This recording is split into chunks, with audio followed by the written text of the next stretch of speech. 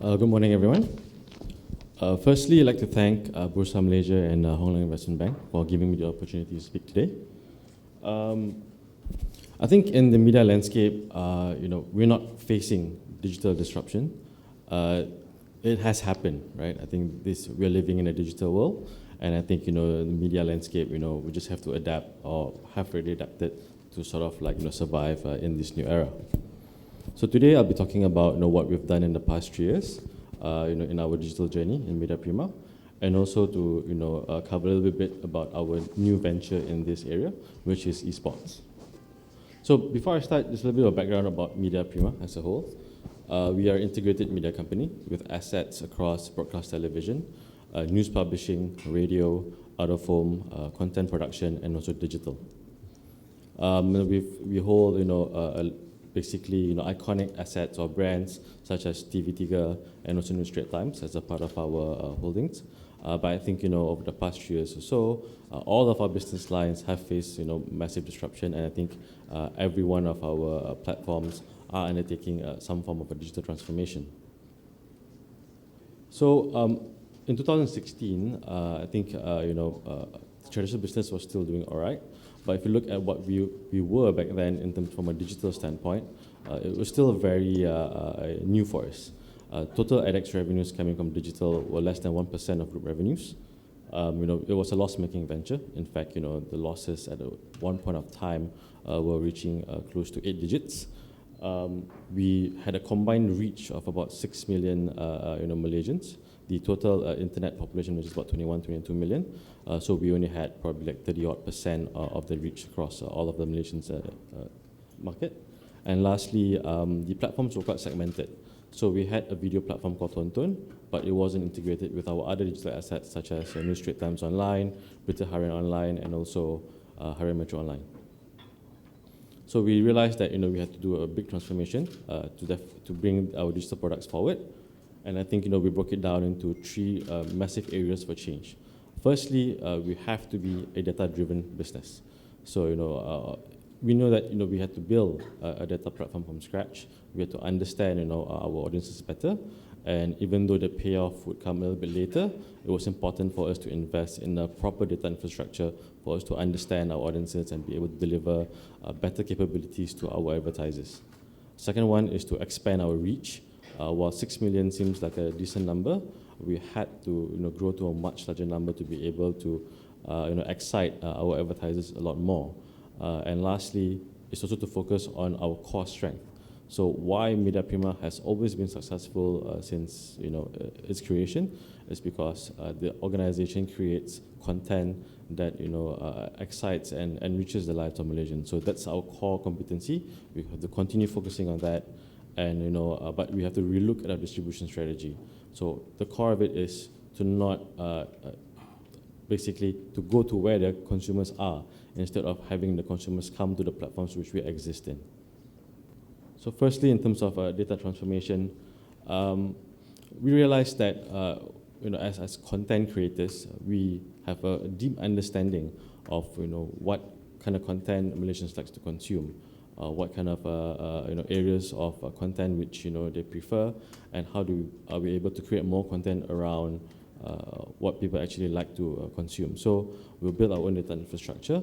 We understood a lot better, or we wanted to understand better in terms of what kind of content should we create for our consumers. And we realized that we can break it down into 16 core areas. So we've created a new data platform, which was able to further understand what kind of content people like to consume, how often do they consume it, and from an advertising perspective, what type of segments are we able to monetize better. And our product's called Audience Plus. It has allowed us to not only improve our content offering from an editorial and content creation perspective, but also to offer a better product for our advertisers who are able to target specific segments which they would like to target. So it's no longer a mass targeting strategy. Our advertisers are able to pick and choose specific segments which relates to them or which would constitute their consumer base. So it's allowed us to not only increase the amount of content being consumed by our users or customers, but also be able to get or acquire more advertising revenues by allowing advertisers to target specifically people or the consumers that they want to target. Next, we realized that we had to expand our audience base. If you look at our products in 2016, we didn't really have a big reach in terms of the millennials in Malaysia.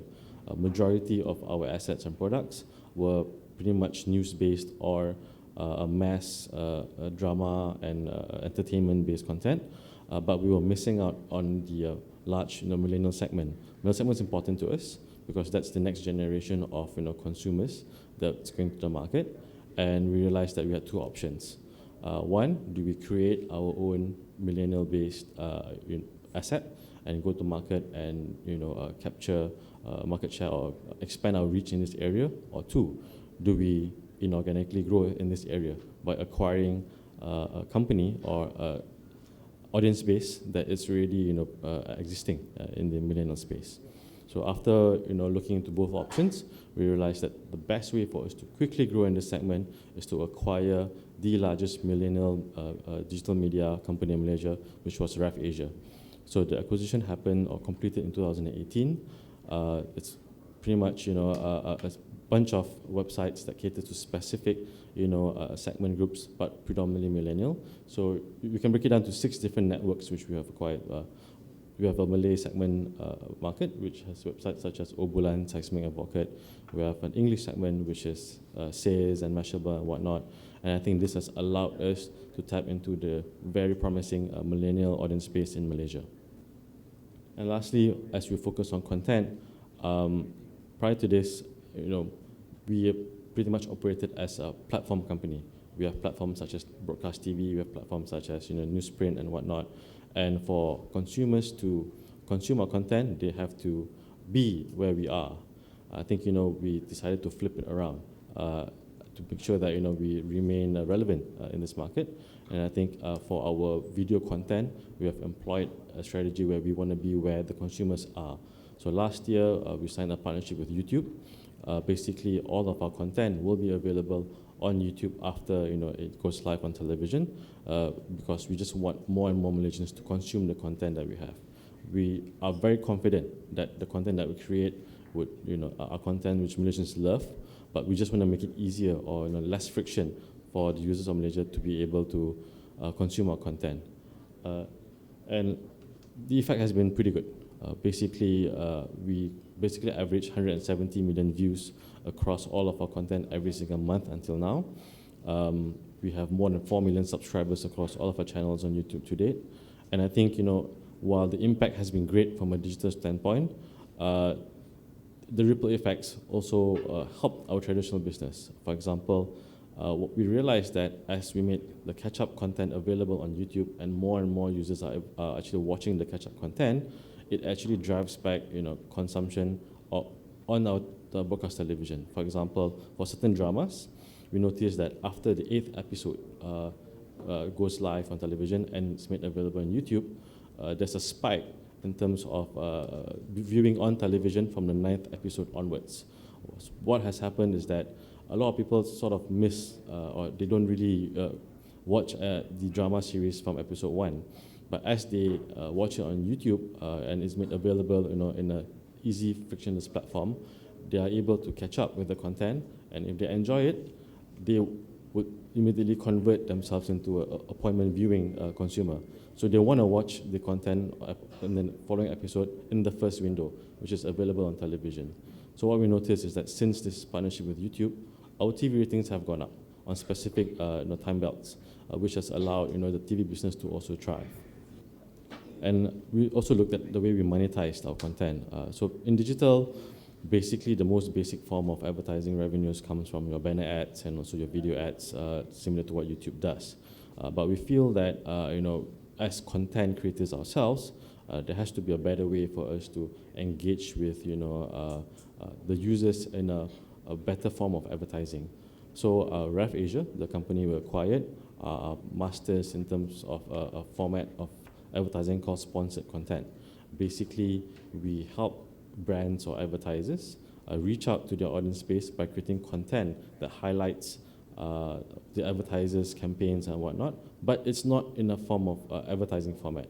We build content around it, which users actually want to consume, and that actually allows the advertisers to reach out to especially the millennial base in a much more frictionless manner, and engage with the client base that they have.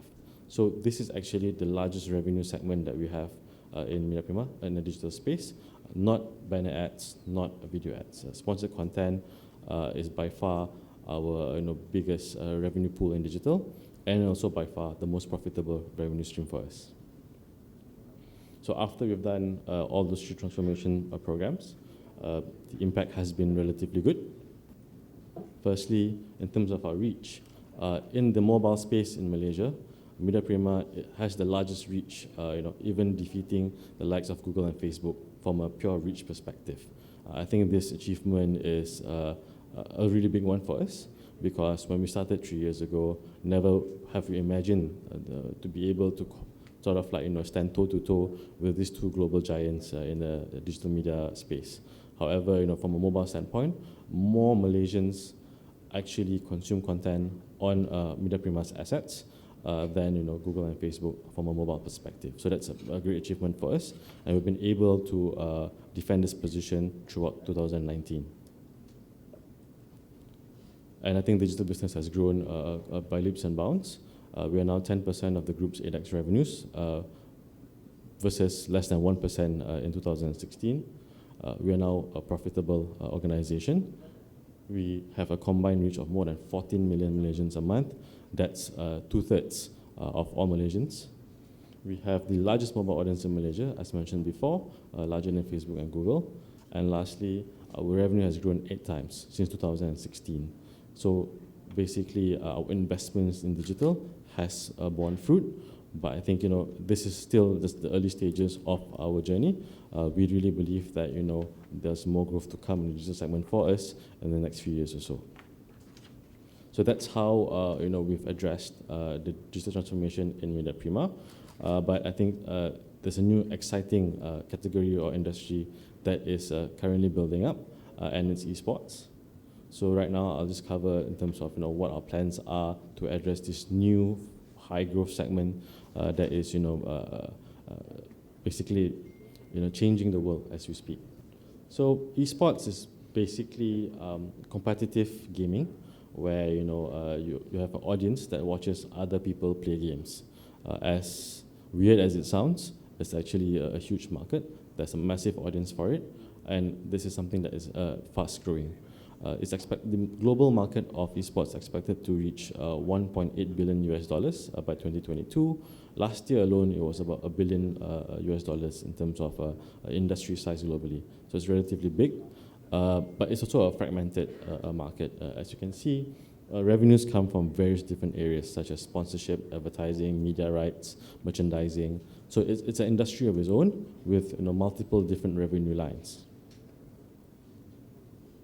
So there's many ways, for us to address this. There are many players that will be, involved in this space as well. But I think for us, what's key to note is that the audience for esports is predominantly young. We're looking at between 18 to 29. That's where majority of the esports audience are coming from. Revenue model, many ways to actually generate revenues from this space. But we know what would be a core competency that we have as a media player, and what revenue lines would make sense for us.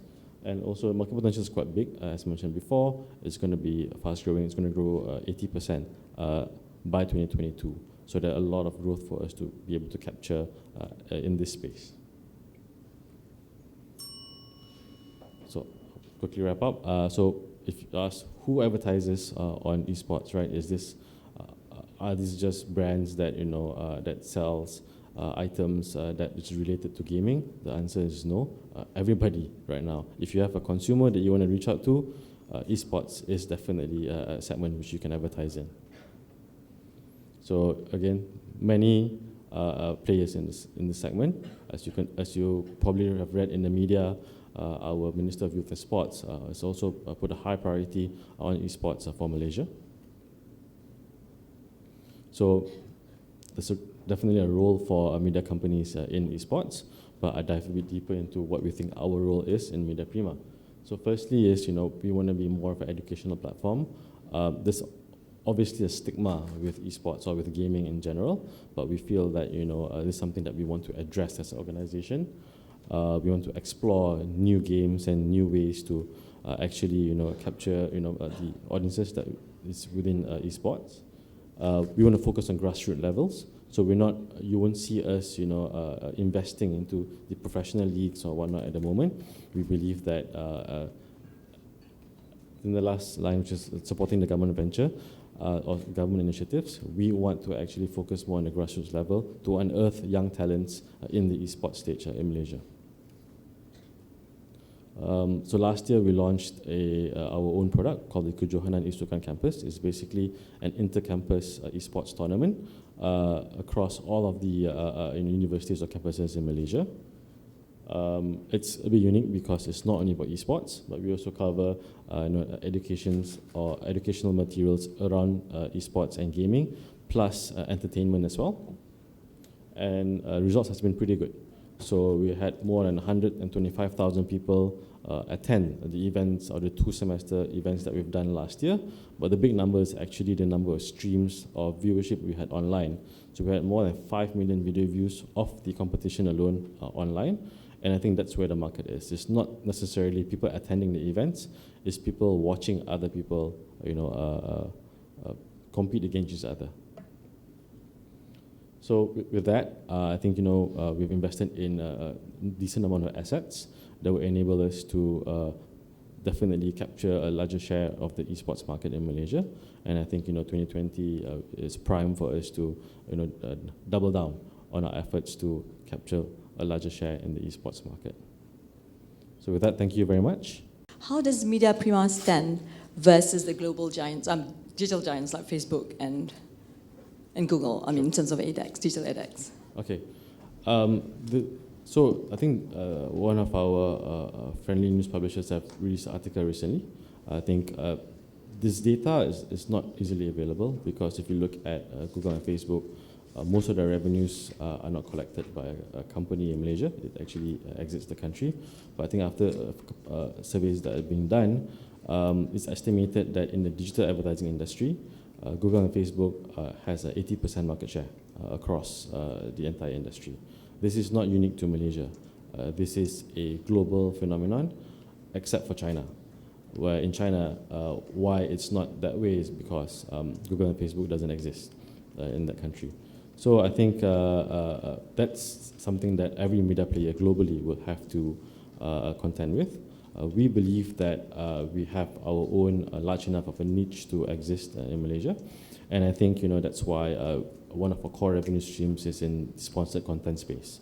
Because in that space, Google and Facebook does not operate in that particular monetization feature. At the same time, it's a business model that doesn't compete with them, but leverages off of the reach of Google and Facebook to be successful. So which is why you've seen us, focus more on this particular area of business as it will deliver us, the growth that we need.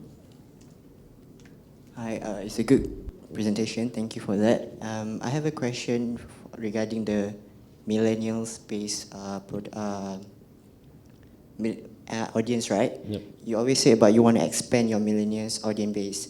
But what about Media Prima? Which segment are you going to focus on? Because as a millennial myself, I don't even know my preference. I can always go to the Malay network. Sometimes I can always go to the English network. Yep. So I'm just interested to know which segment are you going to focus for the Media Prima? Thank you. Sure. I think in the millennial space, Media Prima, historically, we've always been a mass market organization. While we have core focus areas, our goal is actually to capture the majority of every segment available in Malaysia, which is why you've seen us segment our millennial assets into various different segments, such as English, Malay, the Makan network, because food is a big part of the millennial culture, tech network, which, technology and stuff like that. So the answer to that question is that our core focus is in every segment, but the focus where we are very, very strong in is actually in a language-based segment, which is the English language, Malay language, and the Chinese language. So in those three segments alone, we have the largest assets which millennials actually consume content from in Malaysia. Very interesting focus on the millennials. I'm just wondering, based on your surveys or assessments, etc., do you find any particular focus areas which are of more interest to women? Or is it mostly men? How do you manage that? You want to be watched by the most. How do you manage that part of your business? Okay. From a demographic perspective, I think we focus more on interest areas or topical interests. We try to be as exhaustive as possible. And I think if you look at the total audience that we have about 14 million unique visitors coming to our platforms a month. Actually, 55% of that are female. So while we don't necessarily have a strategy to target specifically the female demographic, our strategy is more towards topical areas such as food culture, such as technology culture, such as news and current affairs, and that has allowed us to capture various different demographics within our market. So to answer your question, we don't necessarily have a strategy to address women, but majority of our audience are actually women, as we focus more on topical strategies. Sorry, I have to ask this question. Sure. Our youth minister promised that to promote e-sport in the university's curricula. Have you seen this development in our university's curricula?